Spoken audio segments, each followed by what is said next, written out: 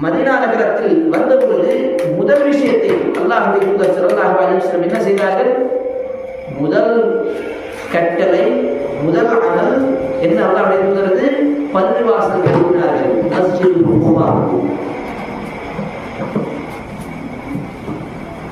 அல்லாஹ்வுடைய தூதர் ஸல்லல்லாஹு அலைஹி வஸல்லம் மதீனா நகரத்தில் முதலில் செய்த காரியம் என்ன? தனக்காக வீடு பார்க்காமல் அல்லாஹ்வுடைய மார்க்கத்தின் நிலைநாட்டுவதற்காக, அல்லாஹ்வுடைய மார்க்கம் அதிலிருந்து பரவ வேண்டும் என்பதற்காக முதல் காரியம் செய்ததாக அல்லாஹ்வுடைய தூதர் பள்ளிவாசலை கட்டினார்கள். மதீனா உடைய நகரத்துக்கு நுழைவதற்கு முன்பாகவே ரசூலுல்லாஹி ஸல்லல்லாஹு அலைஹி வஸல்லம் ஒரு இடத்தில் தங்கியிருந்தார்கள். அதுதான் குபா, மஸ்ஜிதுல் குபா. இன்னும் அந்த மதீனா நகரத்தை நீங்கள் பார்க்கலாம். அல்லாஹ்வுடைய தூதர் அப்படியே மதீனாவுக்கு நுழைந்தார்கள். மதீனாவில் நுழைந்த பிறகு முதல் கட்டளை அல்லாஹ்வுடைய தூதர் ஸல்லல்லாஹு அலைஹி வஸல்லம் பள்ளிவாசலை எழுப்பினார்கள், கட்டினார்கள். என்ன காரணம், என்ன நோக்கம்? இந்த பள்ளிவாசலின் மூலமாக தான் இந்த இஸ்லாம் பரவும். இந்த பள்ளிவாசலின் மூலமாக தான் முஸ்லிம்களுடைய நலவை நாட்டப்படும். இந்த முஸ்லிம்களுக்காக ஒரு தனிவியாக்கள், இந்த முஸ்லிம்களுக்காக உபதேசம் செய்யக்கூடிய, முஸ்லிம்கள் எல்லாம் சேர்க்கப்படக்கூடிய ஒரு இடமாக மஸ்ஜித் அமையும் என்று சொல்லிதான் அல்லாஹ்வுடைய தூதர் ஸல்லல்லாஹு அலைஹி வஸல்லம் அந்த பள்ளிவாசலை கட்டினார்கள். இன்னைக்கு பல பள்ளிவாசல்கள் பெரிய பெரிய ஆலயத்தில் பெரிய பெரிய பில்டிங்களை கட்டுறாங்க.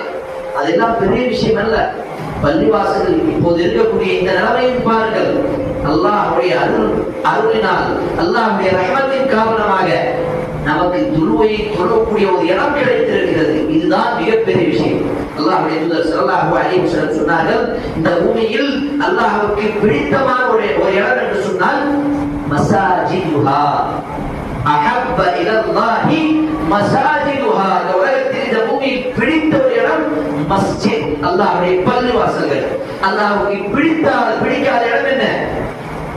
மார்க்கெட். வஅபகதுஹா லில் அஸ்வாக். அல்லாஹ்வுக்கு பிடிக்காத இடம் என்ன? அந்த கடைகள் தான், அந்த மார்க்கெட் தான், அந்த கடைகள் தான் அல்லாஹ்வுக்கு பிடிக்காத ஒரு இடமாக இருக்கிறது. அப்ப அல்லாஹ்வுக்கு பிடித்தமான ஒரு இடத்தில் அல்லாஹ்வுக்கு பிடித்தமான ஒரு காரியத்தை செய்யும் பொழுது, அல்லாஹ்வுக்கு பிடித்தக்கூடிய அந்த விஷயங்களை படிக்கும் பொழுது, அல்லாஹ்வுக்கு பிடித்தமான வார்த்தையை பேசக்கூடிய ஒரு நிலைமை, ஒரு சூழ்நிலை உருவாகிறது என்று சொன்னால், நாம் முதலில் அல்லாஹ்வுக்கு நன்றி செலுத்த வேண்டும். அல்லாஹ் ரப்புல் ஆலமீனுக்கு எல்லா நன்றியும், எல்லா புகழும் அல்லாஹ் ஒருவனுக்கே. பள்ளிவாசலுடைய முதல் ஒழுக்கம் என்ன? இந்த பள்ளிவாசல் அல்லாஹ்வுடைய இபாதத்துக்காக தான் கட்ட வேண்டும்.